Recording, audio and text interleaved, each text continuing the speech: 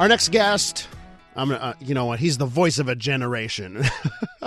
And what I mean by that is, who here in Quebec who's a driver hasn't been faced with a scenario where you're driving on a road and it is pothole central and you're zigzagging all around? Well, Tom Fermanian was faced with that very scenario out there on Route 117. Tom, good morning.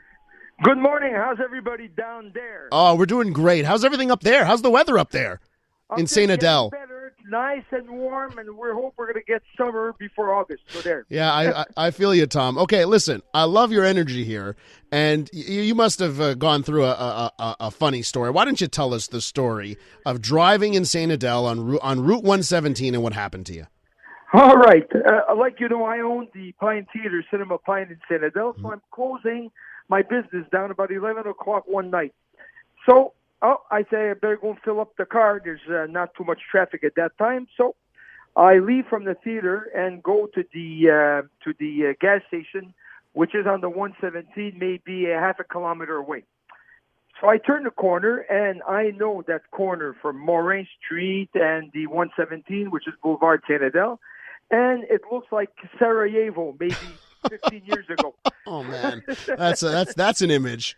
Yeah. So I turned my car into a snake, and I got to slither through all over the place, trying to avoid potholes so I'll have a car left. Yeah. As I'm turning the corner, on the northern corner, there was a Sûreté du Québec car there, and I'm going down, so he sees me swerving and zigzagging. So I get to the gas station, I stop, turns on his lights, and says, "Get out of the car." Oh my goodness. Right? So then I said, "I know what this is about." Yeah. So I walk right away to the officer. I tell him, "Look, you probably don't like the way I'm zigzagging on the road, right?" And I've not been drinking. The guy starts to laugh. He says, "Guys, I want to see your papers. I want to see." Okay, so I'll show you my papers, this and that. He says, "Why are you going that way?"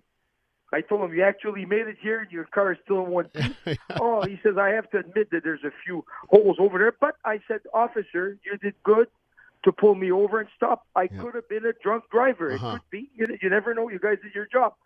So, okay, can we see your papers and everything? I said, "Sure, it's no problem." So I start to take them out.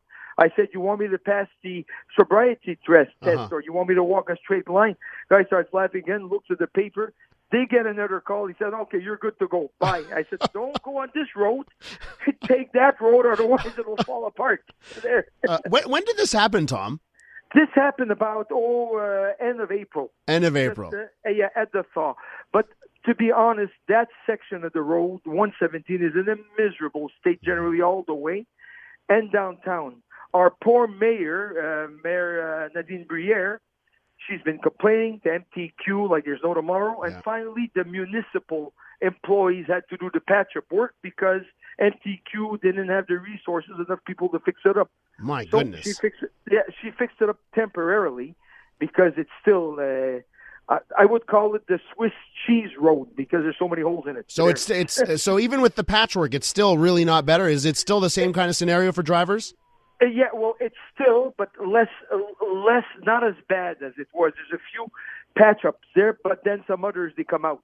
It was a miserable winter, actually, for all the roads in general. So actually, I'm going over to the Sherman tank dealership to try to find one. Hey, Tom, you know what? Listen, if the movie business doesn't work out, you get into comedy because you got some good lines. Well, I think I've seen too many movies. That's what the problem is. Yeah, you know what? That's right. That is a good point there. Tom, I got to ask you about, you posted this on Facebook, right? Yes. Your story. Yes. What happened when you posted your story on Facebook? It got on fire, and I got a lot of likes and a lot of people. I broke my car. I got stopped, too, for something like this. All kinds of things like that. It went on fire. Then somebody, I think probably from the Journal de Montréal, the guy found it hilarious, and they called me up. They're saying, "Hey, would you mind if we take a picture where this happened?" I said, "Sure." I'm expecting that they're going to bury this on page 137 in some corner or whatever it is. And then I wake up on Monday morning and my big face is on the newspaper. So there. You are the cover of Journal de Montréal. This is like reserved for like Celine Dion and politicians, and now you. Oh, and never mind, my niece, She writes to me. She says, Uncle Tom, she says, you beat out the what you call Law 21 Yes. on the ICT. Yeah. She says he put you over there. I said, Jesus.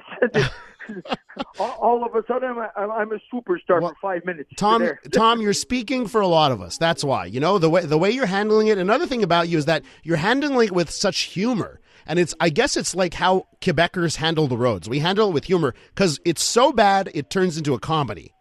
All right. Yeah. It is, because it's not, you got to grin and bear it, sort of, I guess. But the problem is that I would think, I'm born and raised in Saint Adele. Yeah. I haven't seen the roads as bad as this for many, many, many years. I think it was a miserable winter, or I guess the neglect or the general quality of the work that's been done in the past few years has been maybe substandard. Tom, when I was teasing that you were going to be on the show, I got a text message from a listener who said, I was pulled over on Highway 30, direction Sorel, by police, thinking I was drunk. Actually, I was avoiding potholes. So you're not the first, Tom. You won't be the last. Somebody sent me something on Facebook. He says, you should join Alcoholics and Potholes Anonymous. So then, it would be a great club. There'd be a lot of members and a lot of non-drinkers also. All right. So, and Tom, for our listeners that are in Saint Adele and for the folks in Montreal that just want to get away, you mentioned off the top, you're the owner of Cinema Pine. I'm on your website, cinemapine.com, and you're playing all the hits, by the way. Dark Phoenix, and in English too, by the way. Dark Phoenix, Men in Black International, Rocket Man, The Secret Life of Pets 2. All the good films are in your cinema. Yes, we have that. We've been around 71 years. It's probably the oldest family-run business in movie theaters in Quebec. Mom and Dad started in 48, and I took it over from him when my dad retired in 77. Now I got my son, just graduated from university, and he's coming in to push me to retirement. But he started out, he says, I want to bring my dad down to 80 hours a week. So man, 80 hours a week. But at least you get popcorn and soda, right? Oh, you got everything you want there. And no booze, so that they can't accuse me of driving drunk. So very correct. How's the popcorn, by the way, at Cinema Pine?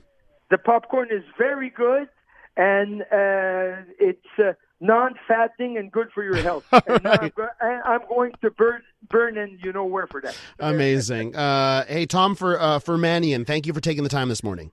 And thanks for calling me, and everybody, good driving, and watch those chalks. Tom, I love you, buddy. Thank you so much. Great attitude there. All right. Okay. Well, thanks a lot.